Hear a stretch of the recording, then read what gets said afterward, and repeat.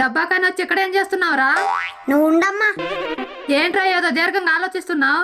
అబ్బా డిస్టర్బ్ చేయమాకమ్మా. రేయ్ మర్యాదగా లేచి ఇంటికి రా. నేను వస్తాలే, నువ్వు. రేయ్ ముందు పైకిలే. దేని గురించి రా అంతలా ఆలోచిస్తున్నావు? అది కాదమ్మా, మనం బాత్రూమ్కి వెళ్తాం కదా. వెళ్తాం. ఏ చెత్త పడితే ఆ చెత్త తింటాం కదమ్మా. తింటాం. మరి అదంతా కడుపులో ఎవరు నూరుతారమ్మా? తెల్లారేసరికి అంత మెత్తగొత్తది. ఏరా నీకెప్పుడు ఇలాంటి ఆలోచనలే వస్తాయా? నేను చెప్పేది నిజమమ్మా. కావాలంటే ఆ కుప్పాడే ఉంది, చూపిస్తావా?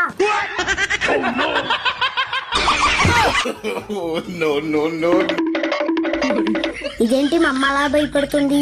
అందరికీ జరిగేదేగా ఇది. పోనీలే, వాళ్ళెవరికి రాని ఆలోచన నాకు వచ్చింది. శభాష్ హర్ష.